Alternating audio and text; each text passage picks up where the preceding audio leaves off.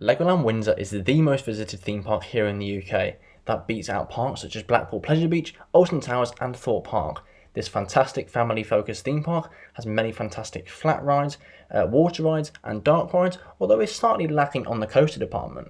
When we compare Legoland Windsor to many other Legoland parks within the chain such as Billund, Germany and Florida, we can see that there's definitely a difference in the new coaster additions that are being added to the other Legoland parks in the chain as compared to the new coaster additions, or lack thereof, coming to Legoland Windsor here in the UK. So that is why I believe Legoland Windsor has a bit of a coaster problem and what we can do to possibly amend it. Let's have a look and compare the different roller coasters throughout the Legoland chain, looking at Windsor and all the other different Legoland parks. Welcome to Coasternaut, and if you enjoyed today's video, please do give it a like, it massively helps out the channel. Subscribe for more videos on Legoland and the UK theme park industry and roller coasters as a whole. So then, let's take a look at what coasters are currently at Legoland Windsor, located here in the UK. So, Legoland Windsor currently has 3 roller coasters. The first one is Dragon. This is manufactured by WGH Transportation. This is sort of a coaster and dark ride hybrid. It starts off with a nice indoor dark ride section. As per usual with the Legoland parks, this has some really nice theming in here. Obviously lots of Lego structures. The area of the park is built in itself is absolutely fantastic. It's built in and around this castle area. There's a massive Lego dragon statue out front. There's a horse, a guy on top of the horse, like a knight with a spear. Some of the Lego theming, as you would expect from the Legoland park, it's really nice in this area. And the overall terrain and groundwork in this area is quite nice. It's quite trees in the area. It's up and down. I'm pretty sure at one point there was a small body of water around this coaster as well. And that's currently the biggest coaster at the park. When we look at some of the smaller coasters, we have Dragon's Apprentice. This is also manufactured by WGH Transportation. First of all, I'm going to make a comment on that manufacturer. It's not exactly a well-known manufacturer. I know here in the UK they have made a history of some rides at parks. I think they've worked with Legoland at some of their other parks, but not majorly. It's not exactly one of the biggest coasters out there, manufacturers out there in the world. In terms of build quality and reputation, they're not the best out there. So that's just a side note. It's not as important in terms of the quality or the quantity, but I think it's definitely a note that the coaster manufacturers that are being built at Legoland Windsor are not up to the potential standard of the ones that are being built at the other Legoland parks throughout the chain. But Dragon's Apprentice is essentially a smaller version of Dragon. It doesn't have the dark ride section that Dragon has. Definitely doesn't have as long of a layout, but stays very close to the ground. Doesn't have a massive top speed as well. And it's similar to probably what we would consider as like some of the Vekoma family coasters that we see at theme parks across the world. Both of these coasters so far, Dragon and Dragon's Apprentice, are similar to each other in the sense that they're both very low to the ground, don't really take on too many banking in the terms of twists and turns. It's quite standard, quite basic layouts.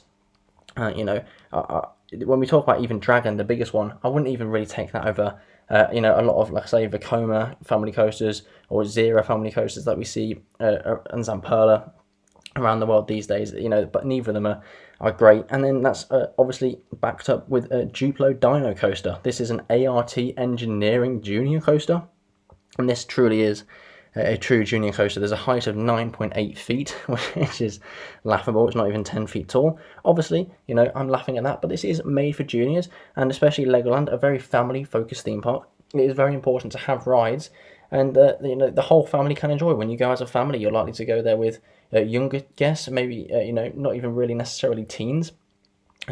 Guests under maybe the age of like 12, 13. And that could include very young children. So it's great to see that they are actually opening coasters to the super young guests. 219 feet of track. 9.8 feet tall. Definitely a very small coaster. It doesn't really get off the ground at all. Just a nice little sort of figure 8 sort of layout. And again, nice Lego theming. It's good to see that the park is tailoring rides to all of these different junior ages. However, when we start to take a look at some of the other parks, that's when we see a bit of a difference. It is worth noting here at the minute, they are in 2024 opening dueling family boomerang coasters. It looks as if, obviously, when we talk about family boomerangs, the most common known manufacturer is Vekoma. Vekoma makes some fantastic family boomerangs. Here in the UK, we have Accelerator, Drayton Manor, but some also popular ones. We've just seen Snoopy's Snowbox Racers be announced for Kings Island over in America. We have Light Explorers at Energylandia here in Europe. And, they are popping up at parks all across the world nowadays, these become a family boomerang. So I think when this announcement was made that we're getting dueling family boomerangs at Legoland Windsor for 2024, a lot of us thought it'd be Vekoma, but apparently it does appear to be Zierer manufacturing these, which, you know, not necessarily a bad thing, and just good that we're going to get 2 new coasters at the park. It would be great for throughput and capacity, definitely, because obviously being a shuttle coaster, it means it won't have a full track, and therefore that will affect the capacity of the ride and the throughput. So making them dueling is fantastic, and I can't wait to see those come to the back of the park on the hill in front of the manor behind Duplo Dino coasters. So that's, you know, that will become the new sort of standout in terms of like family thrill coaster at the park, which will give them obviously a very small junior coaster in Duplo Dino coaster, a slightly bigger coaster in Dragon's Apprentice, I should say, a step up again in Dragon, which is sort of a dark ride coaster hybrid, and then these dueling family boomerangs, which will be the first sort of, in my opinion, family thrill coaster in the chain.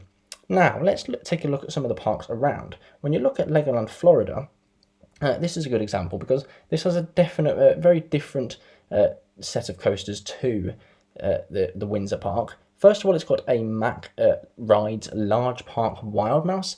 We did used to have one of these at Legoland Windsor. This was removed a few years ago, and this is now at Legoland Florida. And when we take a look at some of the other parks, such as Billund, such as Legoland Germany, these do have these large Mack Rides Wild Mouse. It is a shame that this one had to be removed from Legoland Windsor for whatever reason, but having, you know, a sort of family thrill coaster like this, not too thrilling, it is still a Wild Mouse coaster at the end of the day, but these large Mack ones do have that nice big drop sort of midway through the ride, as compared to some of the other Wild Mouse models that we see from other manufacturers. You know, this is one of the slightly more thrilling ones. It does have a nice big drop in there. It would be good to get a coaster like that back at the park. Just, you know, that seems to be a standard coaster at a lot of other Legoland parks. Let's try and get one of those back to Windsor potentially.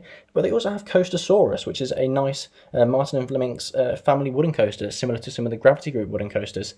You know, it's not too tall, not too fast, 32 miles per hour top speed, 40 feet tall, and 1,365 feet of track. But getting a nice family wooden coaster like that in the UK would be fantastic. You know, we don't get too many Woodies over here. 2018, Wicker Man was our last Woody. That's 5 years ago now. And before that, it was all the way back in Megaphobia, the CCI coaster that opened in Oakwood. So, you know, we really could do with some new wooden coasters here in the UK, and definitely one of these family ones. You know, it'd be nicer if we got a Gravity Group family wooden coaster. But, you know, any sort of family wooden coaster would be fantastic here in the UK. If you take a look at Legoland Germany, they've just opened Maximus. You know, that's a B&M Wing family thrill coaster, similar to one that's just opened here at Chessington, Mandrill Mayhem, a family thrill coaster. It's obviously a different layout, Maximus. It has a full circuit rather than, you know, the launch shuttle coaster that we see here at Chessington. However, you know, I wouldn't be asking necessarily to get a B&M Wing coaster. I'm not asking for that, but that's definitely more of a thrill coaster. We're not talking about, you know, a pure thrill coaster, but a family thrill coaster at the very least. Maximus, potentially slightly more thrilling than Mandrill Mayhem. I know it doesn't have a launch, it's got a lift hill, but it has got 2 inversions. So, you know, something on the family thrill with inversions would be cool to see at Legoland as well. Even at Billund, you know, and they have, again, the Mack Rides Large Park Wild Mouse. They have Zierer coasters.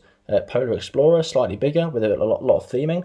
So my general point is, I think, you know, when you look at the other parks in the chain, it is great that we're getting these dueling family boomerang coasters, but it is great, you know, it would be great, sorry, to see something slightly bigger, slightly more thrilling, whether that be a sort of family wooden coaster, or potentially something that has inversions. I would love to see one of those come to the park. What do you make, though, of the family boomerang coasters that are coming in 2024? And do you think Legoland Windsor has a bit of a coaster problem when you compare it to the other Legoland parks in the chain? I'd love to hear your thoughts and feedback in the comment section down below. If you were to add a new coaster, sort of still staying realistic, targeting the family thrill market, would it be a wooden coaster? Would it be something with inversions like we've seen at Mandrill Mayhem or with Maximus over at Legoland Germany, or would it be something slightly different? I'd love to hear your thoughts and feedback on what new family thrill coaster you would add to Legoland Windsor in the comment section down below. If you did enjoy today's video, thank you very much for watching. Thank you very much for giving the video a like, it massively helps out the channel, and subscribe for more. And once again, thank you very much for watching today's video.